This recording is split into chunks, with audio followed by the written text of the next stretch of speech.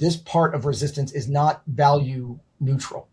This is something that affects the left more than it affects resistance and opposition on the right. Opposition and resistance on the right tends to reach for violence as a tool because of the function of violence, how it works against people as a chilling effect, how fear works, and how the expression of violence and violence as a symbol works for the right to reinforce their authority. The left doesn't work that way.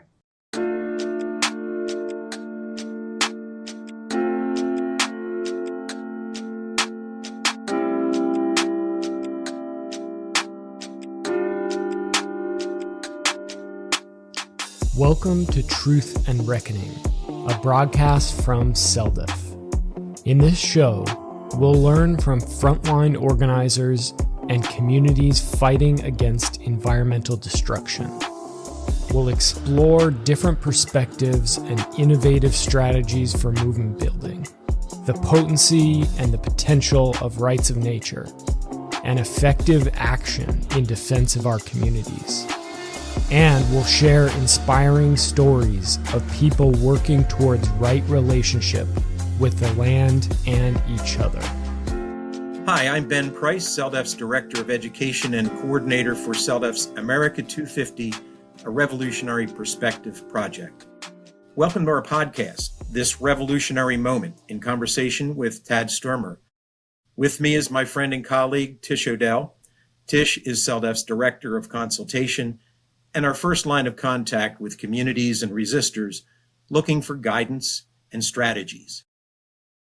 It's our pleasure to join Tad Stoermer in a conversation about what resistance is and needs to be in this revolutionary moment. For folks who are intrigued by CELDF's America 250 series, Tad Stoermer is the public historian for you. Tad is the author of A Resistance History of the United States, just released on June 2nd. And A Public History of the American Revolution, scheduled for publication in 2027.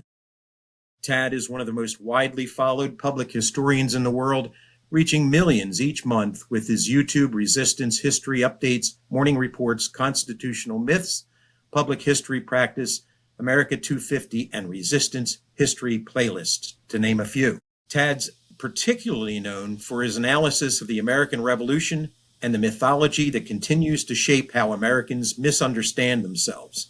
He grew up on the Chesapeake Bay, served as a reconnaissance scout in the U.S. Army, and spent a decade in Democratic politics before turning to American history.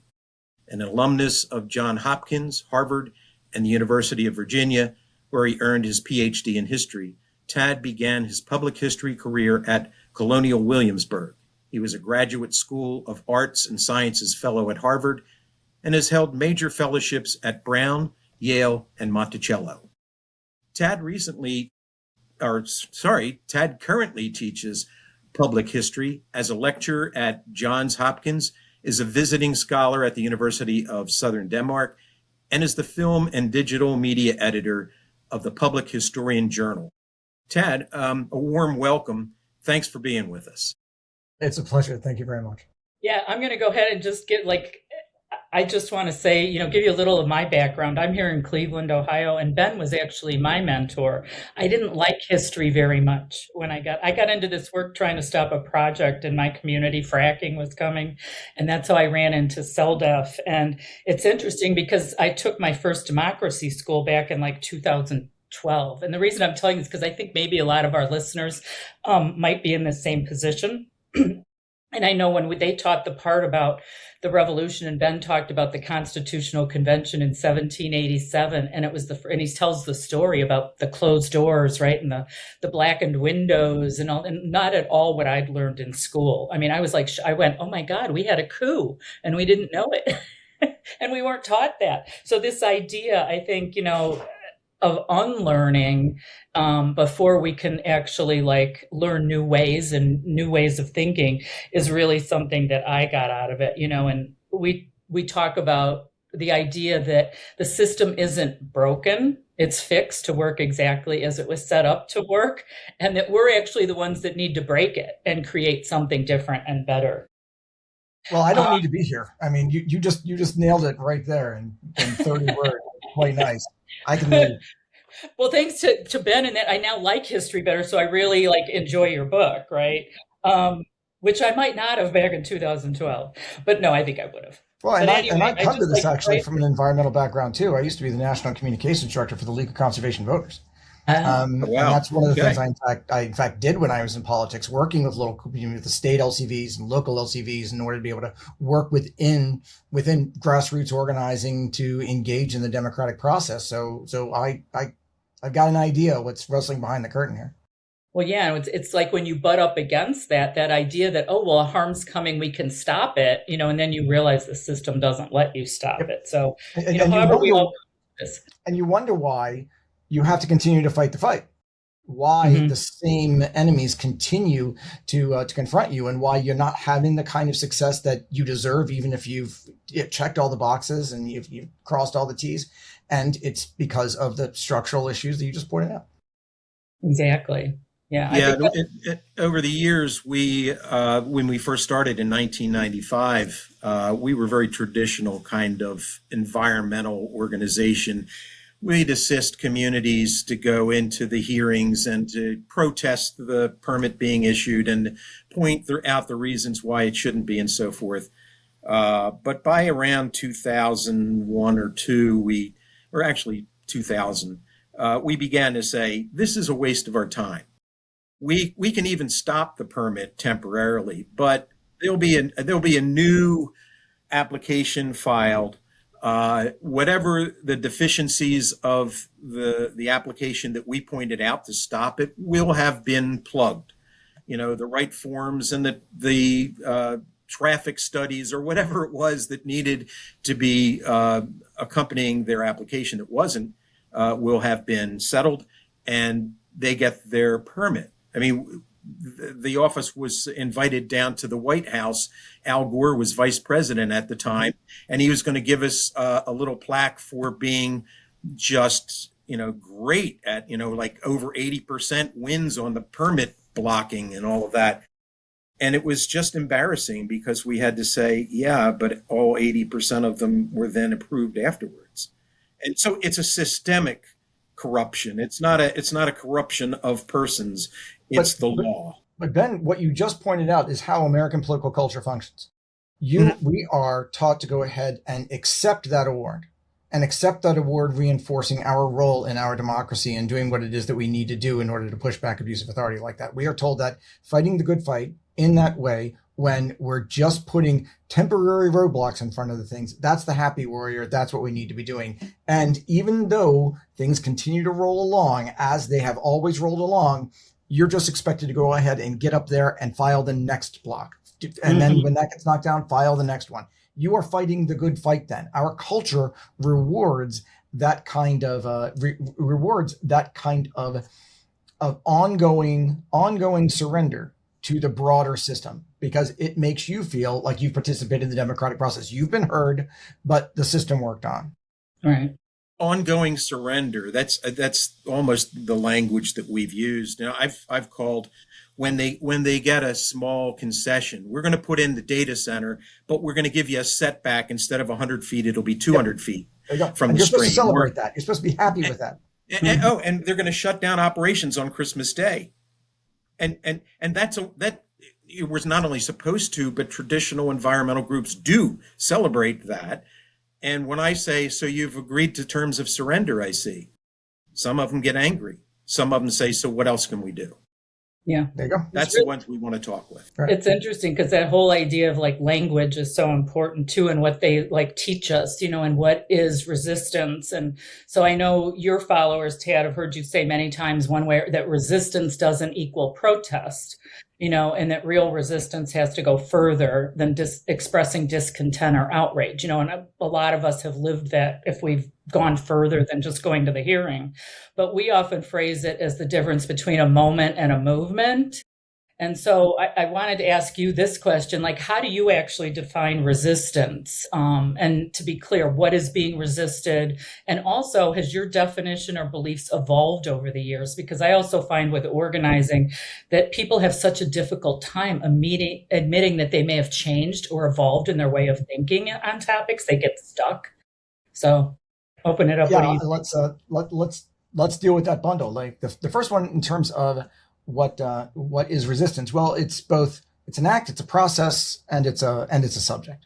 And obviously the act is in the moment of doing what you need to do to push back abusive authority. That's kind of the most capacious sort of understanding of the verb. And we think about it in the context of, here in the 250th, the Declaration of Independence. It is probably the least talked about right that's contained in the Declaration of Independence. The right of the people to alter or abolish a government that has become destructive of its ends.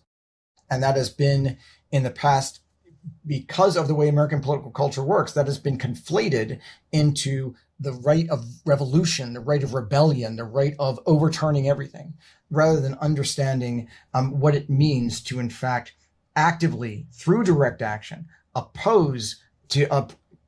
compel a government to change its ways, to change its relationship before you get to the point of abolition, to completely alter those relationships.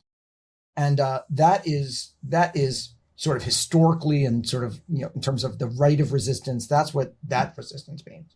But to me, in looking at American history the way that I have, it's identifying it as a process.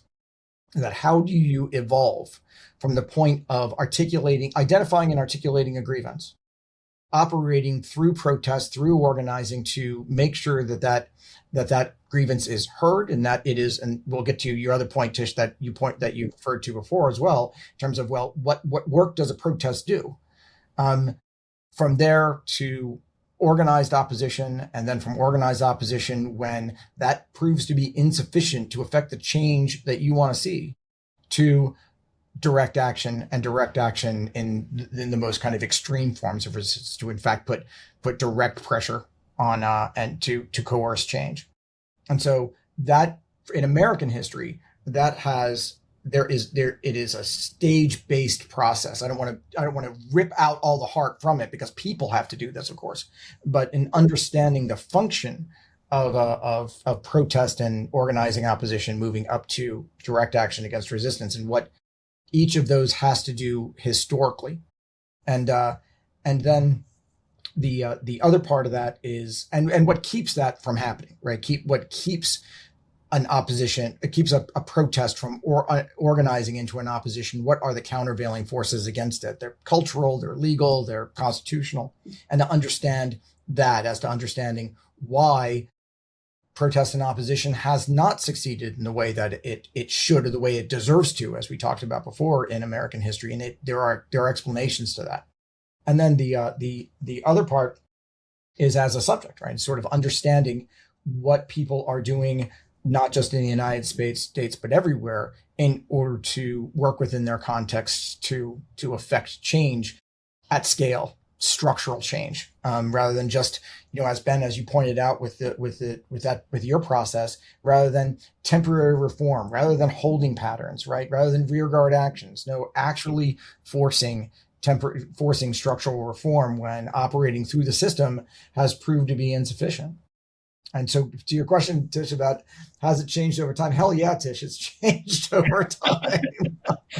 Good. I was hoping you'd say that. I mean, I used to think, when I was working in environmental politics, 30 years ago, understanding the importance of door to door of all of that kind of grassroots activity, to see that it is insufficient, to be clear-eyed enough about the kind of change you want to achieve, and more to the point, to be clear-eyed enough about the hurdles that are standing in your way of achieving that change, and being involved in a culture, and this isn't just to the environmental community, but to a culture that agrees to not go as far as they need to. Ben, you pointed out, is that when the reaction is, well, what else are you going to do? It's an answer to that. There's an answer to what else you're going to do. Well, you know what? We're going to go a little bit further. We're going to, in fact, push on this, because we need to go ahead and organize in these ways and not take the stasis as the permanent status quo. And so it's understanding, particularly when it comes to organizing, when it comes particularly the function of protest, that the idea, I think that when I was younger, in thinking that the clear articulation of the grievance was sufficient, that that other people will hear us, and they will be so impressed by the moral weight of our arguments, that of course they will change. And if they don't change, we just need to be louder. We need to be more persuasive. We need to reach them in better ways, rather than understanding that they don't care because of the kind of structural things that you've been talking about through this whole process. That structurally they don't have any reason to be responsive to hear you, but who can hear you are the other people around you, in order to identify your allies, identify the people with whom you can work in order to leverage resources and operate at scale to bring pressure to bear where it needs to, and to be clear-eyed enough about that, rather than just kind of, so it's really two ways. Is that I used to think that you could, in fact, just fight the good fight. That, and I believed that the system was fundamentally sound, and that it, in fact, could be navigated in order to affect meaningful change against corporations, against the structural impediments. And then you recognize that pattern is a pattern. It's a set pattern. It's not simply bad actors, or it's not simply the system that has been twisted or distorted from its noble path. It's, in fact, as you said, this is functioning as it was designed to. Yeah, well, and to that point that Tish made, about the change of mind that happens. I grew up in the Philadelphia area, and I was just steeped in Philadelphia, the birthplace of American democracy. And I knew where the accent. Yeah, probably. Well, it's a bit mixed. I haven't been back living in the Philly area for a lot of years, but but I mean, where the Liberty Bell is, where, all of the monuments, where Constitution Hall is, and there's some sense of belonging and pride about that. Yeah, I'm from the birthplace of American democracy. But clearly, when I got involved in community organizing and kept running up against the legal system that I had faith in too, but it was clearly stories that I believed in that were holding me back from understanding how it actually works. And we have to look at that when we go into a community and start talking with them about, we're going to have to do something different from what you've been doing. You're comfortable doing it, but we can't keep that up because you're going to lose. And and we always say right up front, you're going to lose if you do it the traditional way. You're probably going to do it. You're going to lose if you do it our way too, just to be clear. But at least, you're actually going after the crux of the problem instead of, the symptoms, go for the cause. So I guess what I wanted to do is, so here we are in 2026, and it's being marketed across the country as the 250th anniversary of the founding of the United States of America. I know that's the signing of the Declaration, but the implication and the conflation is that they're one and the same. We had a revolution, they say, and that led to the founding of the U.S. So the premise is for nationalistic celebration, and it turns out that much of the associated hype and pride it's based on stories that we've been told about the nation's founding that just aren't true. Beginning with the claim that the intent of the men and women who fought the war, I mean, all of them that fought the war for secession from the British Empire, was from the beginning to establish the nation that we think of as the United States of America. So a significant number of your videos and presentations and dialogues with followers and articles, that you work to set the record straight by challenging and debunking what are frankly historical lies perpetuated in our schools, our national iconography, and on every national holiday. So why do you think it's important to correct and neutralize? This may sound like a silly question to ask at this point, but why is it important to correct and neutralize those feel-good myths? Do they really do any harm? What is the reason to worry about it? Well, some national myths are okay. They can inform a kind of harmless identity, but the way that they operate in American political culture isn't in a harmless way. That we have a nationalist political culture that is informed by a nationalist history and historiography. And so that history is an explanation of the way power works and the way those power channels are supposed to work. It is a reinforcement of a particular institutional structure, and that reinforcement is operating so powerfully as to lead people to not question it. And when I talk about that, the nationalist history, essentially it exists to legitimize and reinforce the version of the United States government that was established in the Constitution of 1787.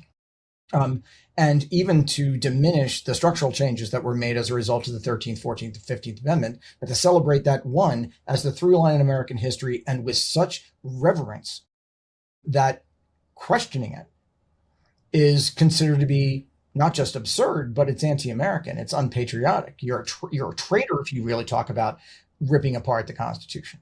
And that is the way that most of our mythology in fact works. Folks on the right and the left are all originalists now.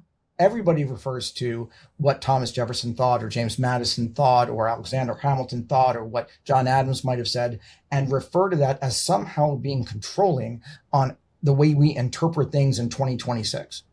It's a strikingly conservative way to look at the world. And without understanding that what America has become in terms of the expansion of rights has been the product of people excluded who have pushed and fought to change those definitions and expand those definitions. That history is diminished in favor of the history of the great founding. And we kind of get to that point, which is with what you just pointed out, that the founding of America and what matters, this conflation with the American Revolution, it starts in 1776. We think of the war as the revolution. We think of George Washington as being a center point of the revolution, and the war as carrying that through, when the war doesn't have anything to do with it. I mean, it's related, but that's not the American Revolution. I mean, the American Revolution started as a result of the 7 Years' War and the dispute between the colonies and Britain, and the concept of rights and responsibilities and consent, and the whole idea of government that is renegotiated as a result of the Proclamation of 1763 and the Stamp Act, and then the consequent disputes over the imperial relationship. That is what led, like what John Adams points out. I'd sit there and say, don't pay attention to John Adams, but now I'm paying attention to John Adams. Is that when he looked back on in the 18 teens, when he looked back on he looked at what people were saying when it was approaching the 50th anniversary of the revolution, he was already upset that they were getting it wrong, that they were conflating the revolution with the war, with the Constitution, all as one moment. One inevitably led to the other, which inevitably led to the other. So it was intended for independence from the beginning. That independence was declared. The war just supported what was already going on. And then the Constitution was the ultimate expression of that. As historians, we know that that's ridiculous. But Adams, having lived through it all and played a part in most of it, pointed out that even by the 50th anniversary, people were misunderstanding what that had been. And he pointed out why that was a problem. And his point bears repeating and bears understanding, that when you focus on Washington and the war, you can stop thinking about the rights and the responsibilities. Because the war, as Adam said, the wars do what wars do. That the wars aren't about ideas. War is about who has more guns than the other guy went on the right day. That's a whole different matter. Even the diplomatic efforts of the war, that's a whole different matter. When you're talking about, for Adams, the changes in the hearts and minds of Americans, that's the revolution, particularly in the relationship with Great Britain. And he said, to understand that, you're going to have to understand what went on in each of the colonies, what went on, and what went on in that long period. He says the revolution was over before shots were ever fired at Lexington and Concord. We don't need to be that we don't need to be as narrow as atoms. I mean, we can sort of see the way that those ideas were working, not just in privileged white people. We can see how they're working sort of across the scale in the colonial world, and how that conversation doesn't stop at when people start shooting. That conversation goes on, and doesn't necessarily end when the shooting stops at Yorktown. And so, but when you focus on the war, you don't have to talk about any of the ideas. You don't have to talk about any of the messy stuff. You don't have to talk about any of the resistance. You don't have to talk about any of the internal conflicts. You can just accept that the point was independence from the beginning, rather than just being something that came exceptionally late. And so therefore the creation of the American nation state was always something they had in mind, rather than a contingent outcome. And then, more to the point, that the creation of that version of the United States in the Constitution was the necessary outcome of that process. When you put all that together, you don't have to talk about ideas. You can focus on armed conflict as being the nature of the American Revolution, where it's just an armed rebellion to throw off a tyrant. That doesn't have anything to do with ideas. That is somebody who you think is acting tyrannically. People can understand that kind of opposition. And then that immediately goes into this strong national government in order to protect that. So when you connect all of that into the bundle of the American founding and the American Revolution, and you assign that these values about nobility and about genius and about wisdom, almost existential and wisdom, that then you get into real trouble. And then all of our stories about the founding and the founders, I mean, even the terminology we use is put into that bundle. And so we get to the point where when these stories are told, again, on the right and on the left, that it just reinforces this idea that moment is controlling. That moment determines the American identity. And you hear it in the language all the time. We must return to the promise of the founding. We must return to the better angels of our nature. We must get back there. We've somehow diverted from the path, which was noble at first, and somehow got hijacked by reactionary enslavers in the 1840s, and then Abraham Lincoln needed to descend from heaven to bring it back.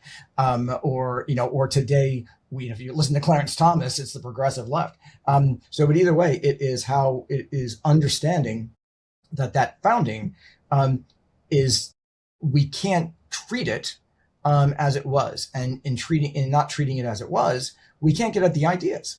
And in not getting at the ideas, we can't get at, in fact, the nature of the rights and responsibilities that we should be thinking our government should be serving, and that isn't. No, we can't really question that. We have assumed that they made all of the right decisions then, and we need to go ahead and accept the decisions they made as both the floor and the ceiling of all acceptable change. And that's why you get to the fact that only reform is allowable. Only temporary reform within the system is permitted, and Right. Rather than anything that involves structural change. Yeah. So that's Right. why it's harmful.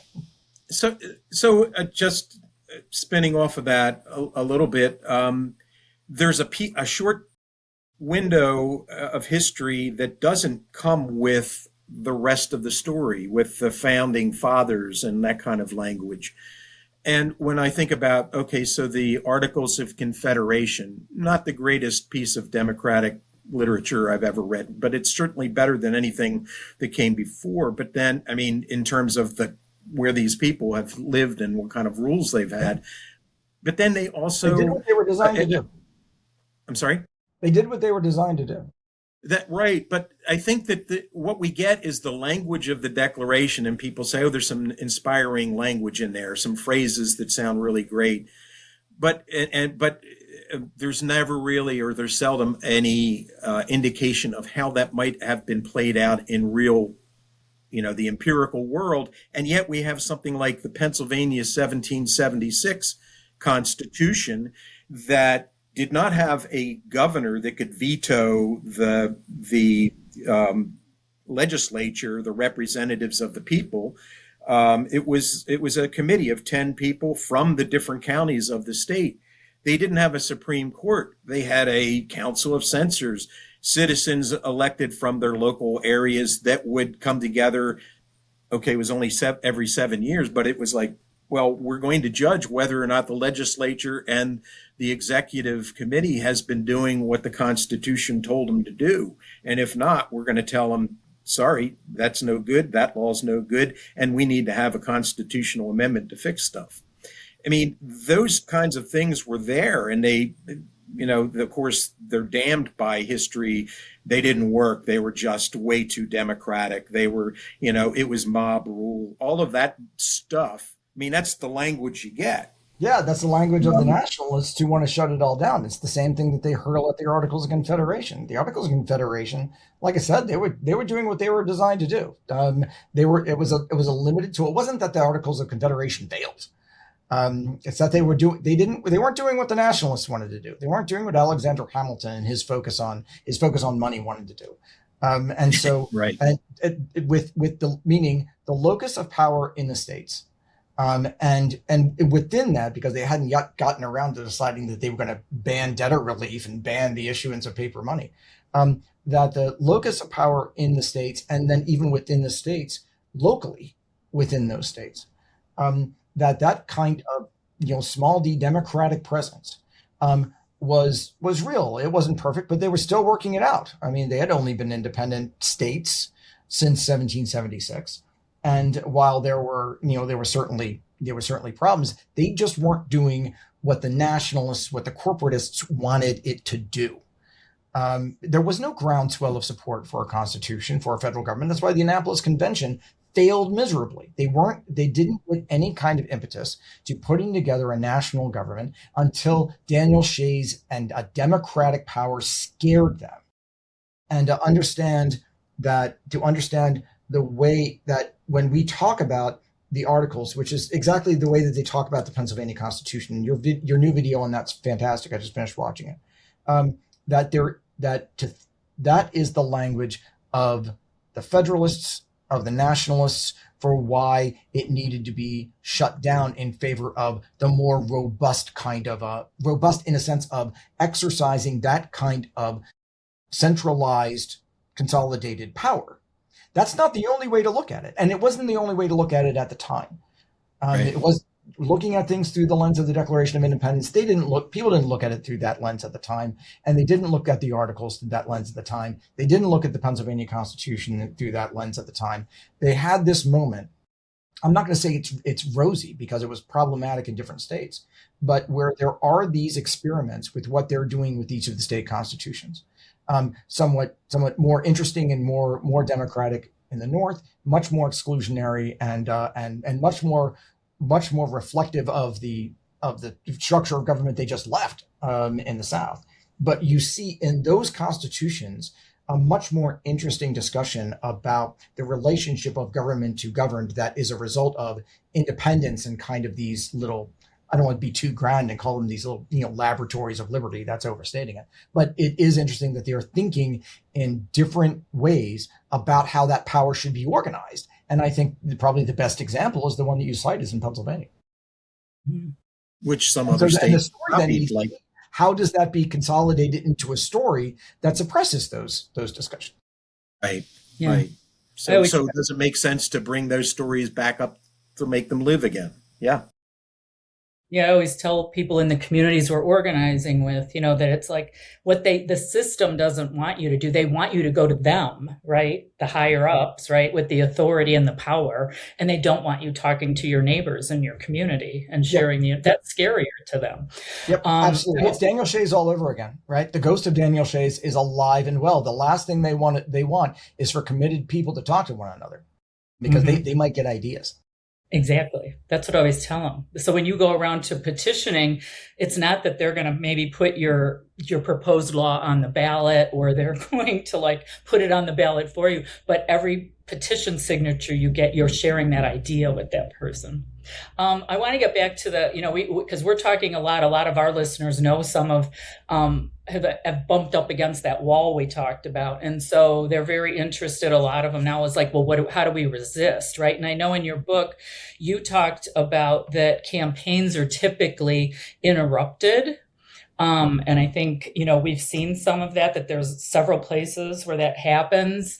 And I know when I was reading it, it made me think of, the people I know, we do a lot of environmental. So they'll go to the EPA, right? They go to the environmental institutions. And even though they know they have all this data and facts backing up that it's not protecting the air, water, and soil, and that it's actually harming them, like poisoning them and all that, but they still protect it, the mythology of this. So I guess, I'm just kind of curious, like what your thoughts are. If you could explain to our listeners what these interruptions are in your mind and how do we get them past some of those, maybe? Well, I mean, they're kind of choke points for opposition and resistance. That they're the reason why these things don't really get going. And so when we think about them, the first one is really how our culture operates to channel all legitimate opposition. There are only a couple of ways you can protest. There are only a couple of ways in which you can effectively act. And you have your permitted channels through which you need to work in order to affect any change, whether it's lobbying, it could be legislation, it could be the electoral process, it could be the regulatory process, right? That there are these channels that are set up to funnel your opposition through them and cool it down. That's how they function. But that might be okay if our culture didn't tell you to think it was entirely sufficient. That if you are told, if it doesn't work, then you're just told to try again because it's all fundamentally good. It's fundamentally fair. It's fundamentally just because of the stories that we tell each other. And so one of the first choke points is a cultural one that tells us, well, what else are you going to do? Well, nothing. This is our system. It's a great system. We just need to try again because the permitted channels are the most legitimate and valuable ones.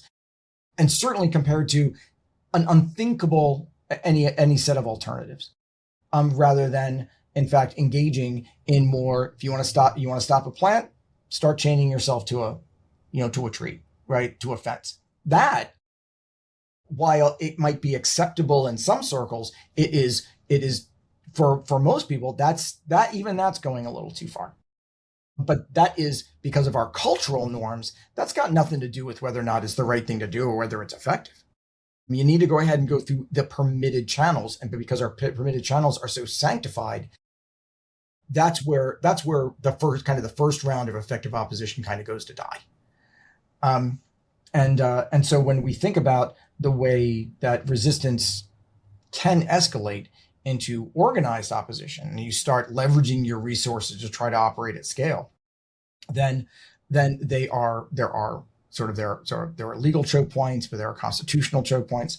But then you've got sort of those.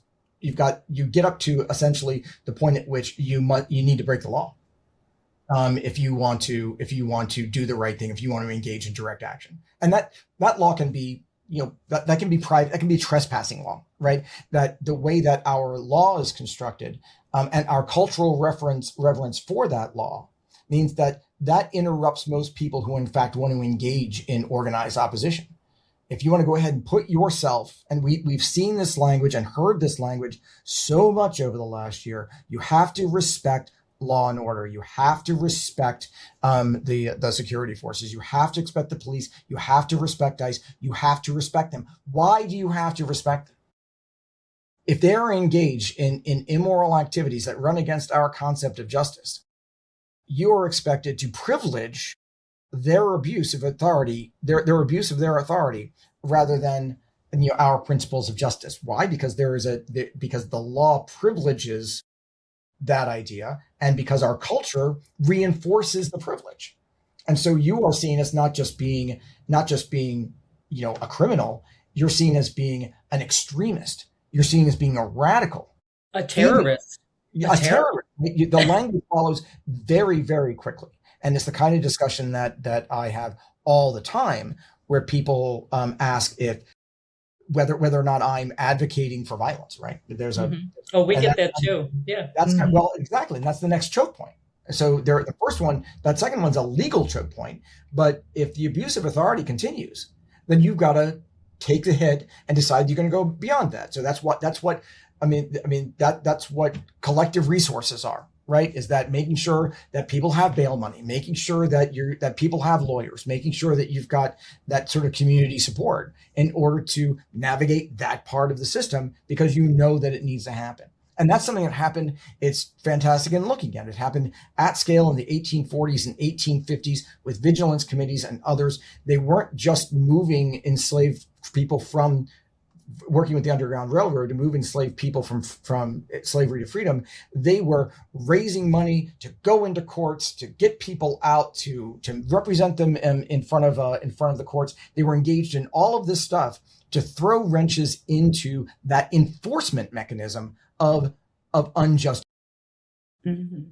I love the part you talk about John Brown. I know I read that, and it's totally related to today for me. Like, so the people condemning John Brown for the violence that he committed, but they never questioned the violence that was happening to the slaves and the slave patrols. And we have people that come to here with data, stacks of data, knowing they're being poisoned, their kids are being poisoned, and yet they're like, well, there's nothing we can do.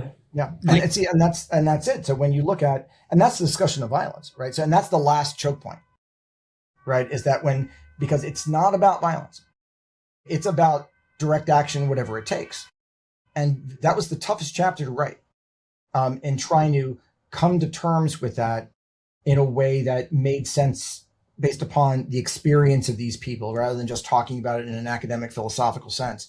I really wanted to see how that was operating in the minds of the people who chose to enable John Brown, understanding what the consequences were probably going to be and how they understood that dynamic and what they based their decisions on, and recognizing that because all of these choke points, they developed and operated in American culture and American law in the First Republic, which is why I centered the story there. The original book until the middle of last summer was 20 pages going through Stonewall and Act Up and Standing Rock. It was 20 chapters.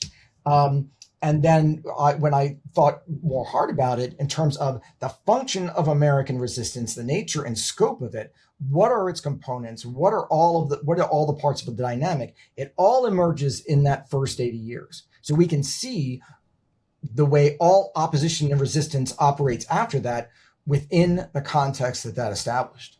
And so when you look at the decision to support John Brown to take that ultimate step, and we can talk about how the language operates against this today because cultural and to a certain extent moral objections, is that the idea was that slavery needed to be ended by whatever means, and more to the point, that people needed to start stepping in the way of other people who were trying to enforce and expand slavery.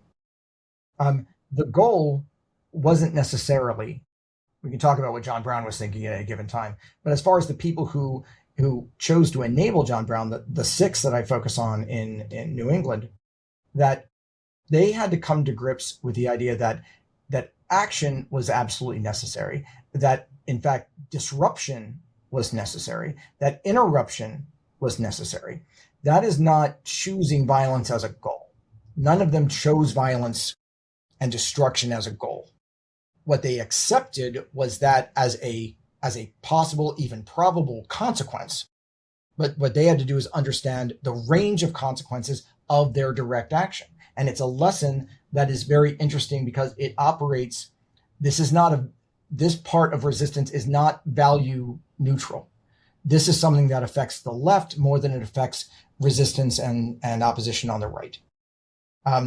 In that opposition and resistance on the right tends to reach for violence as a tool because of the function of violence, how it works against people as a chilling effect, how fear works, and how the expression of violence and violence as a symbol works for the right to reinforce their authority.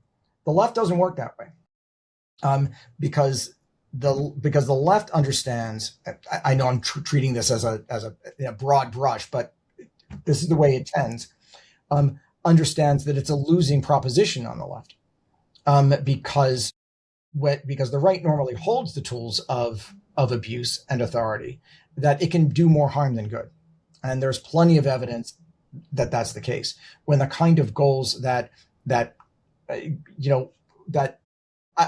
find it, I don't want to assign left or progressive to John Brown and what's going on in the 1840s and 50s. Even though we are talking about the expansion of rights, we're talking about things in a broadly conceived liberal context. But this idea that it is a waste of time and energy and money to go ahead and focus on violence as a goal, if your goal is substantive, if your goal is about actually achieving an expansion of rights, is about stopping abuse of authority, violence doesn't achieve that as in and of itself. What you have to do is be tactical about your deployment of direct action, even if you can understand that violence is going to be a likely outcome.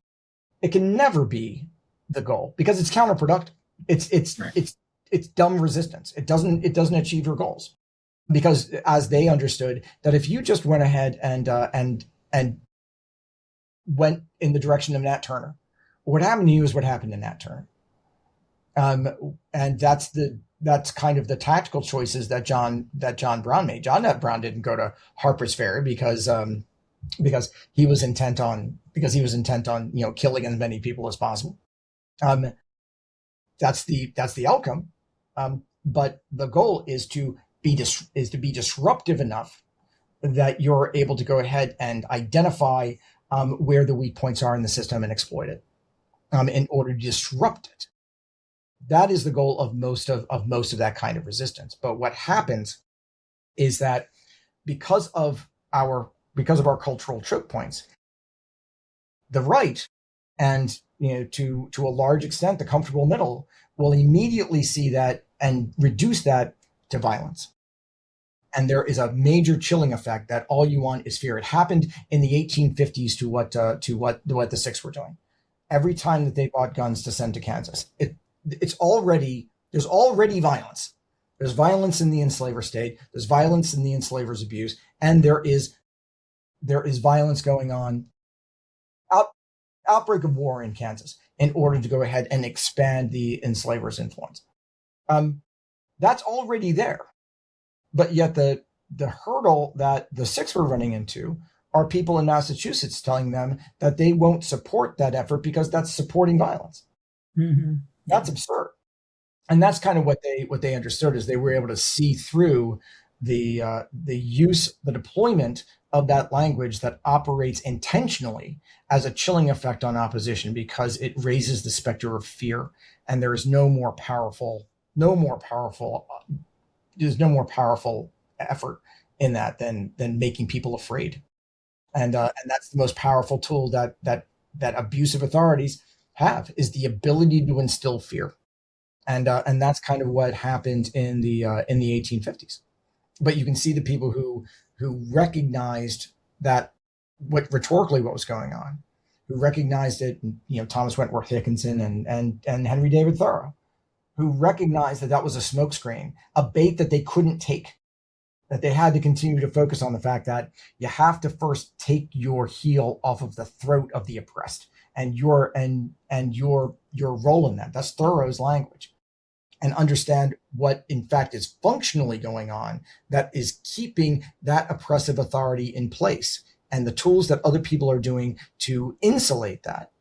And that language, which it runs through not just our political culture, but runs into kind of an American moral culture, is there. And sort of it is this idea that this particular violence that runs counter to my conscience is somehow of greater moral authority than the actual violence, the actual harm that pesticides are doing in your water, the actual people that are dying right now, the lives that are being spent right now, with all of that abusive authority. That no, your moral conscience is somehow of a greater value, and we should, culturally, we privilege that decision. We don't question the fact that people were deciding not to support not to support efforts to end slavery. And we don't assign a kind of moral responsibility there for then allowing slavery to last another day, get worse another day, hundreds of thousands of people, millions of people abused, exploited, brutalized every day because of the inactivity, because of the refusal of people in the middle to in fact act. And that's a major structural problem. So that's a long-winded answer. I probably should get better at doing short answers to these. But that's a long answer to how these choke points work, that they're legal, they're cultural, but the most powerful ones are cultural. Yeah. Because it's not just that there are laws, it's the weight that we assign to those laws. It's not just the Constitution, it's the weight we assign to the Constitution. It's not just a kind of moral framework, but it's the weight we assign to those moral values. Those are all cultural. And that culture is reinforced by the stories we tell about ourselves and our identity as Americans and what we privilege, when even that is based upon a distorted understanding of where that past came from. Yeah. We have and maybe a strange way of looking at the way change happens, but it seems like in our experience, it's when things get bad, when authoritarianism rises, and this is prior to Trump. It's not just all about the Trump regime and so forth, but when the system itself crushes people's rights in their communities. And obviously, we've been talking about local communities because that's where we cut our teeth and it's where we work. We drafted local laws that started with the presumption that people have a right to make decisions for themselves, to say, you cannot trespass on our bodies with your poisons, things like that. That the ecosystem has rights, that we were pioneers in rights of nature, which is now a global movement that is also being corrupted in many ways by the system that exists. But one of the things that I've noticed, and I didn't study history all my life, but when it became important to me to understand why we were running up against roadblocks all the time in the communities, trying to use a system we thought was supposed to serve our interests, that it never would. Matter of fact, just the opposite.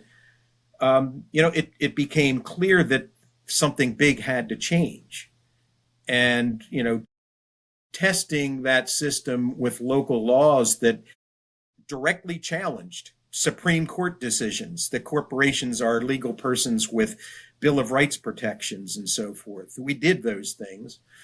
And we knew that it wasn't the time, it wasn't the moment when any of that was going to stick. They were going to get overturned. And we told the communities, likely this is either going to get ignored or overturned. But now we seem to be in a little different situation where we've been saying this feels like a revolutionary moment. 2026 and 1776 rhyme in some ways, not because of the fake history, but because of the circumstances in the country. And tyranny and the way that there is no or little regard for human beings who don't have the clout financially to do something about their situation. One of the things that comes to me, and it's just an impression, but when there is a revolution of sorts, well, the revolution in the mind is one thing, but when there is actual action towards establishing those rights, towards protecting those basic premises of a functioning culture, we don't have many opportunities to make the big changes to go in that direction. And maybe we're in one just because things have gotten so bad. And again, that's our observation is it's only when people get hammered over the head with their lack of rights that they start demanding rights. We don't need to write laws that protect rights if those rights are just part of the culture and everybody assumes, well, you'd never violate that. We only need the rights in the laws when they're likely to not be upheld. My question, I guess, really is, in a revolutionary, how can we plan ahead? We got the 3 Civil War amendments after the war, and they should have revolutionized the Constitution.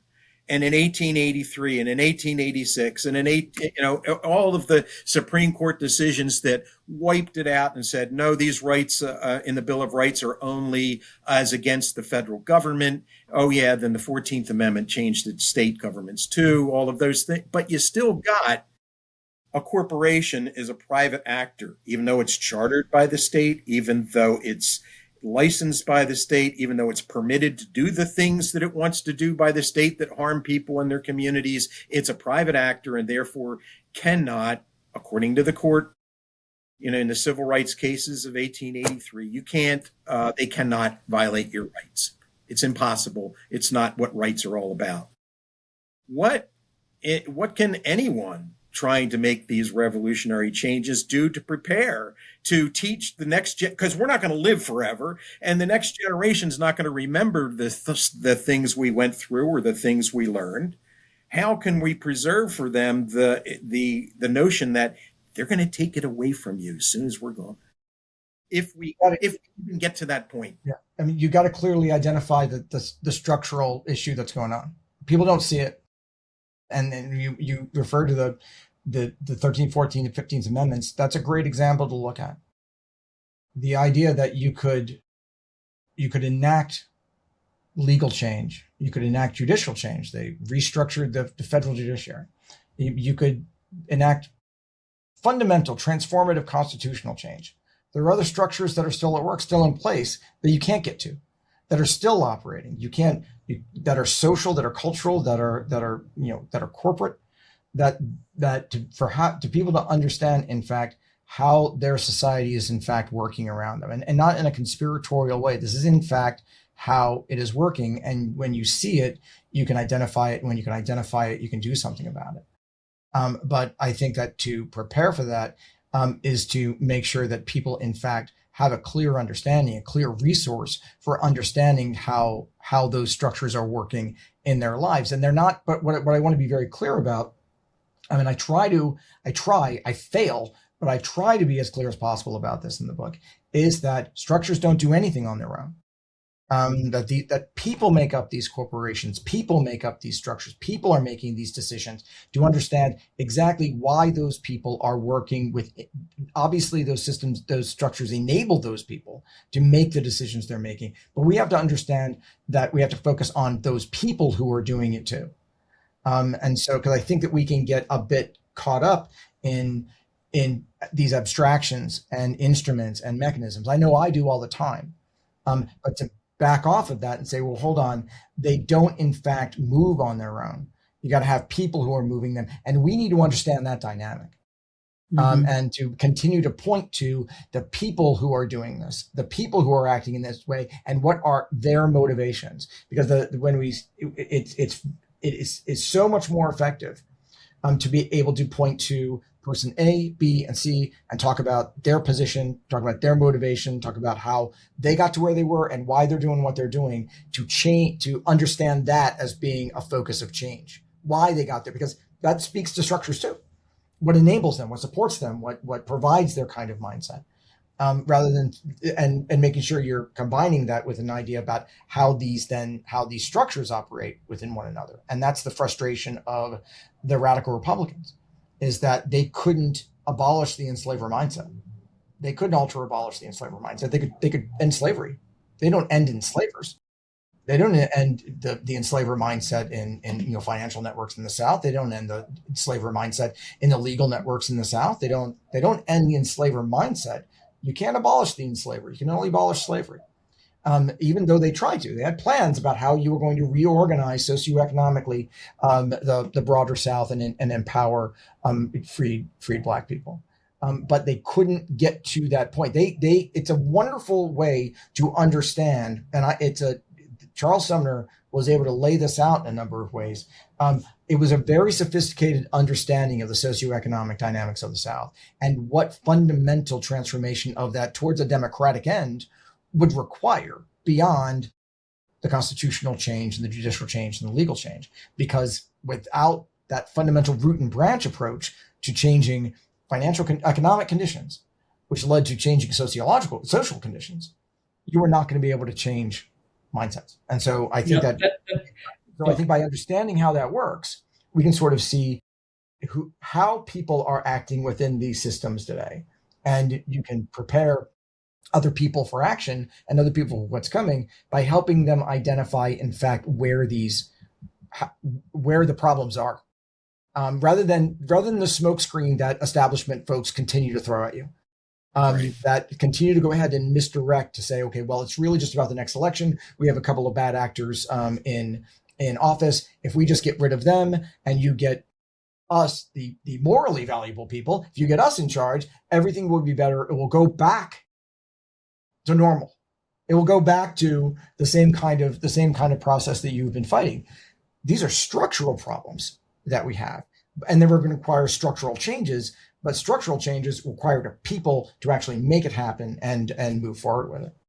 Yeah, that's really interesting. And like, I love hearing you talk about it that way because it aligns perfectly with something we've been working on for the last 3 years. I've been working really hard on it. And it's this model of a truth reckoning and right relationship with communities, because it was an artist who saw our work, Rights of Nature work, and decided, that she wanted to do an exhibit. And I was like, at first, what does an artist have to do with our legal work? On policy, but she taught me a valuable lesson, and it's the cultural shifting part, right? And so that idea, does law change culture or does culture change the law? And we had been working obviously in the legal world, and so we just assumed as more people passed these laws or attempted, it would shift the culture, but it didn't happen that way. And so, I think that idea of starting with the truth, because we start from the wrong place so many times, like regulating the harm instead of prohibiting the harm. Right. Yeah, well, exactly. Right. Yeah, Justice happens after the fact. Justice is right. And you can't reckon with it unless you tell the truth. But what we also know is it takes courage to tell the real truth, right? And I wanted to ask you, I guess this is my last question for you since we're running out of time, but if you're willing to share some of your personal experiences and pushback you've gotten from actually writing this truthful historical perspective. The biggest pushback that I get, well, obviously there's the obvious pushback you get from the right. The biggest pushback that I get is from the establishment middle. They don't like me very much. This idea that it's in order to maintain the establishment, these people are awfully thin-skinned about their place and their hold on power. And they tend to call you names, but I don't necessarily care. People can call me whatever they want. But what is very interesting is to see how folks in the establishment and their allies, they bundled together fairly quickly, in order to try to derail you. But the thing is that part of what I see, and it's a difficult question to answer, is that when we're looking at the tools that the establishment use, and I kind of think about it, I think about everything in terms of power dynamics. And in fact, who has the interest to maintain the status quo because of their share of power and authority. And so that becomes less of a partisan issue. You're able to sort of step outside of that. But the minute that you step outside of that structure, again, our cultural presumptions presumptions about how politics should work, the only legitimacy is within that structure. The minute you critique the structure, the minute that you point to that and say, well, that's actually not serving the goals that you say you want to achieve. You could be a patriotic American. You could talk about the kind of things that you want for your country in terms of justice and equity and equality. But if you're not doing it within that structure and using that language and supporting and reinforcing their rules, then you are an extremist, you're a radical, you're anti-American on the outside. And the fact that they carry a lot of weight with the media and they carry a lot of weight with other kinds of gatekeepers, that's the kind of thing I run into all the time. But we can't let that stop us, because one of the things that I get all the time on the good side is the support from people who have, they've read the book, they listen to me, we have conversations. And the bigger point that I'm not asking anybody to take my word for it. Here it is. Here's our history. Here are the records. Here are the receipts. Go look at it yourself. The fact that people say to me, I have not heard that before. How come I haven't heard that before? It isn't because it didn't happen. It isn't because it's not there. It's a part of this structure operating and thinking about who is in fact operating the levers of that structure and why. And the more that I hear things like that this is emboldening, because it gives me my own set of knowledge to act that I can be grounded in and find out on my own, rather than I'm just going to go ahead and reach for somebody's book and sort of read these principles. So the pushback's pervasive. Yeah. But we got work to do. Yeah. For sure. We're trying to build confidence and courage in people, because that's it. It is risk. It's risk taking to. Well, and that's the starting point of all resistance. You got to be willing to lose something. Yeah. Ted, if you have another minute or so, I got one more question for you. Tish was okay. Just to say, that was a crap answer to your question, Tish. I'm sorry. No, I think it was good. It was good. Mm-hmm. Yeah. Yeah. No, and we've had our versions of pushback too, from industries, from the courts. We've been sanctioned. Our lawyers have been sanctioned for bringing up the same argument over and over again. That people have a right where they live, in places that they live, to protect themselves, their rights, and their land base. And the courts just don't want to hear that baloney. Nope, we have Dillon's rule, and we have preemption, and let's just stick with that.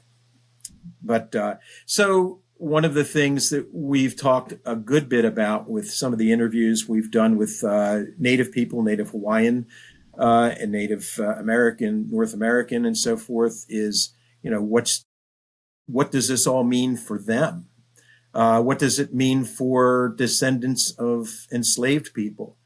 So what about everybody who wasn't included in the all men are created equal, that hot air balloon at the beginning of the Declaration? And aren't they the same people who gained no additional constitutional rights when the Bill of Rights were amended to the U.S. Constitution, in 1791? I guess what I'm getting to is, what exactly did Americans gain by waging a war against British oppression? And was it really a revolution? What did they gain? Anything? No. This is not an easy one, Ben. That was a short answer. No, that's fine. I thought maybe you might say that. Listen, it's a fairly easy math problem. Is that who was more free at the end of the war than they were at the beginning of the war? Nobody, except for a war for independence that were based upon this language. It's a quick calculus. Who is more free at the end of the war than after Yorktown, or even after they signed the Treaty of Paris? Who is more free than they were before? There's no fundamental change in that. The same people and the same people who were in charge, roughly speaking, in 1774 are the same people who are in charge in 1784. The same people are enslaved. The same people are excluded. Just because more people in clean shirts are able to have some access to the political process doesn't mean anything. And when we're talking about basic concepts of freedom and liberty, what could be revolutionary, what could be transformative, rather than just a shift in government, and that's what Jefferson said it was. He said it was just changing government. That's okay, and I think that we can learn a lot more about the valences of the American Revolution by seeing who was more free at the end. Where were they? What were the products of that? And why? And that's why taking what essentially is a non-national approach to our history and seeing how the products of that revolution, and looking at, in terms of nation states or state actors, at how people are free as a result of it. We can look at the Black loyalists who went to the British. They are more free at the end. Why are they more free? They are more free because they allied with the British. And we can that requires us to take a look at what the motivations really were, what those ideas of freedom and liberty really were, and where they were situated. So when we think about the three countries that emerged from the American Revolution, not from the war, but from the American Revolution, that's Canada, the United States, and the Bahamas. Their modern state, the direct consequence of what happened in the revolution and then the broader war. If you want to take a look at how revolutionary the American Revolution was, compare the development in terms of liberty and freedom and rights. Compare the development of the United States to Canada. Because the idea is that America, the United States is nobody in the United States is more free at the end than they were at the beginning. There are some governmental structural change, but nothing transformative. They can change the language all they want. People can make a big deal. Okay, well, they call themselves subjects versus they can call themselves citizens versus a subject, but that's an abstraction. There's still the disembodied monarch, the king, versus the disembodied people who is sovereign. But that doesn't actually mean a whole lot functionally. But when you look at the way Canada evolves after along the same track, they banned slavery earlier. Canada banned slavery in 1793. And then the way that it develops as a locus for enslaved people to go to, because those rights are protected, they can legally be free. That's what enables the Underground Railroad to start to operate at scale, because Canada has a legal structure that in fact recognizes those rights and protects them. And then you see the countries that in fact, in terms of property protection and women's rights, it's not necessarily better, but it doesn't happen later than what happens in the United States. And so if your discussion is about the expansion of rights and responsibilities, especially of freedom and liberty, in a liberal framework, the United States fails on every single one of those measures when compared to the broader Atlantic world. And so that's when you talk about, well, how revolutionary was it? Well, if not very. Again, the same people are in charge at the end and were at the beginning. And that's why when at the very beginning I talked about taking a look at the state constitutions, the first state constitutions, as being a very interesting window into how revolutionary they thought it was. What, in fact, is changing? And the only thing that's really changing in terms of the state structures, the only thing that's really changing is the deck chairs that are getting shifted by the white guys at the top. Right. Well, maybe they can go ahead and elect their own government out of them. So they will elect a council of 10 guys who will then choose one of their own as a governor. That doesn't change fundamentally what's going on in any of these places. Right. You can see where it does depart, and that's why Pennsylvania is important. You can see what the alternatives are. You can see what the other ideas are, until the point that I make in the book, that the empire always strikes back. There will always be, because the establishment has an interest in it, there will always be the reaction to what people see are radical aims. But those radical aims are always in the name of the people. That's right. So that's why I think that if you want to look at something that is, I have to ask, if you're asking, well, what is revolutionary about it? What changes? What turns upside down? What goes around? And when you're looking at it functionally, not much. I mean, do you think it can be, I think it can be revolutionary to just turn your back on the system and just start creating your own system. And because we give it credibility and authority when we turn to it all the time and ask it for permission, right? But if I tell these communities, well, create your own food system, create your own government system, create your own healthcare system locally. Like, why do you need, you make them irrelevant? That's Tish. I've been saying that for more than a year now, right? That they will have as much authority as you give them. And this is and we can talk about the consent of the government. We can talk about the kind of consent we give to each stage of our political and legal system, that people can take them back and localize that again and build parallel institutions. There was a discussion that I was a part of when Trump and the regime first removed funding from libraries. Well, make it not matter. Make it not matter. Make it irrelevant, whatever the hell he wants to do to your local museums, to your local libraries.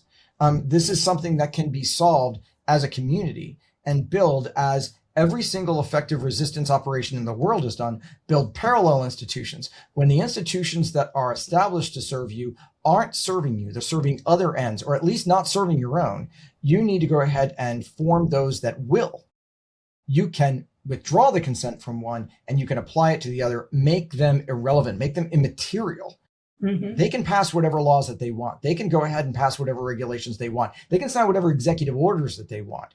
If you are operating effectively at the community level, it doesn't impact you because you're able to develop these parallel institutions that, as Edmund Burke pointed out, that when people have a weird idea of deciding what the law is.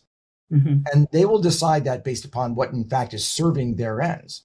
Not whether or not there is an institution that is set up that other people say is inherently legitimate. It's only legitimate to the point where it's effective for the people. And if it's no longer effective for the people, then you have the right, you have the obligation to set up your own parallel institution to serve those goals. Yeah. I've worked with so many communities, and so it's been to put laws on the ballots. We have that right in Ohio in our Constitution, and they keep it off the ballot, the Board of Elections or whatever. And I can't find a community yet to do it, but I'm like, do your own election, do your own people, create your own ballot system. It's what the Patriot Resistance did in the 1760s and 1770s. It's what it's essentially what Black communities did in the South when they were shut out of educational institutions, established their own. That's why we have historically Black colleges and universities. Establish your own systems. Why the vigilance committees worked in the 1840s and 1850s, because all that kind of resistance begins when people take back their consent and they withdraw that participation and they put that into institutions that will in fact achieve their ends. And that can only though happen effectively locally until you get to the point where you can scale up. But you've got to do it locally and stay in a place that works. Yeah, we've got to break these myths too. Yeah, exactly. And again, returning power locally, returning power to communities, returning power to the person, which I think is the best expression of democracy. Yep. Right. Well, this has been really fun. I don't know we're at like 127 already, but I don't know if you have any closing thoughts that we didn't bring up or things you want to mention that we didn't bring up. So, well, I think that the only thing that I would want to bring up, there are two things. The first one is to take the opportunity of the 250th to go ahead and push people who are making the celebratory pitch, to push them in fact, what it is they mean by celebrating the Declaration, by celebrating the war. Basically ask, so what? People are assuming that the Declaration, by their definition, is valid and they get to interpret it. Push them. Make them tell you why. Make them tell you that when they assert that the Declaration unlocked all of the liberty and freedom that they claim, make them show you their work. When they tell you that it unlocked the America as the greatest country and the greatest force for liberty that the world has ever seen, make them show you their work. Particularly when we're talking about the math of the oppression, the exploitation, the cost that union. The people who had to pay the cost for that union. That's not being a radical. That is about historical math. Make them justify it. And this is the only time we're going to have a chance to, in terms of this commemoration, because people are going to be yapping about it every single day for the next couple of weeks. Yep. I encourage people to make people show their work. And the other thing, though, is that I think the most important of the resistance principles in the book right now, which is force the fight. Don't take anybody's no for an answer. Not when they are engaged in abuse of authority. Abuse of authority has to be shown that it has to make a calculation whether to continue. Make them slow down. Make them pay attention. Make them stop. Make them reconsider. Make them wait another day. Make them wait another week. Make them find another road.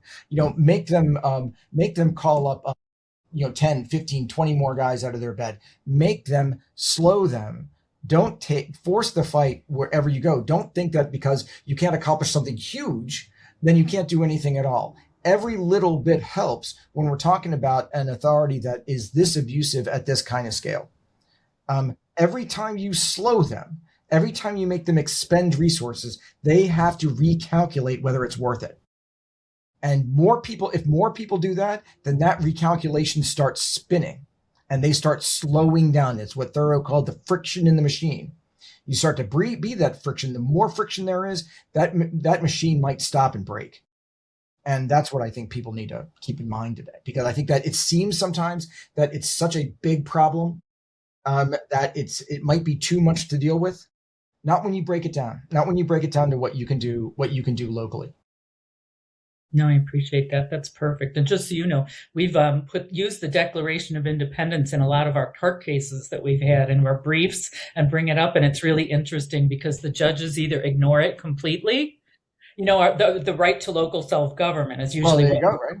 And they either ignore it or they'll say things in their decisions like, well, the Declaration isn't really actual law. Well, there you go, right? Yeah.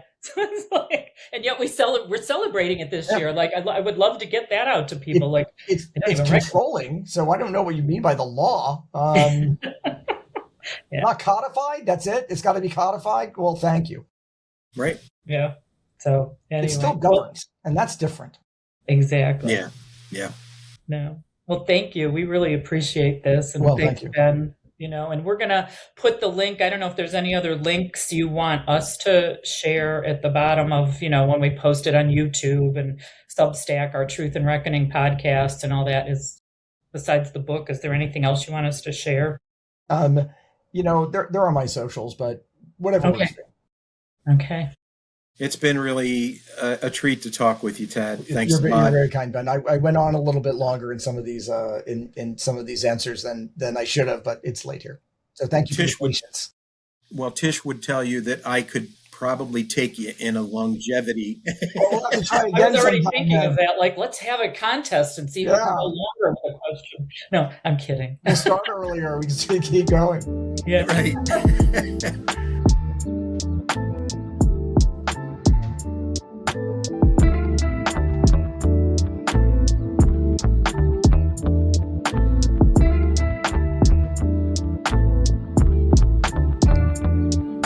I want to thank you for listening to our show and let you know a few ways you can support Truth and Reckoning. First, share this broadcast with your friends and family. Leave a positive review via your podcast app. Visit the Truth and Reckoning YouTube channel and leave a thumbs up and a comment. The full scope of the work of CELDF, including this show, comes with a financial cost. So if you're able to make a donation, go to CELDF.org. That's CELDF.org. But most importantly, our goal for this show is to empower you to take action. So the best way you can show your support is to get involved with your community and protecting the place where you live. Thank you very much.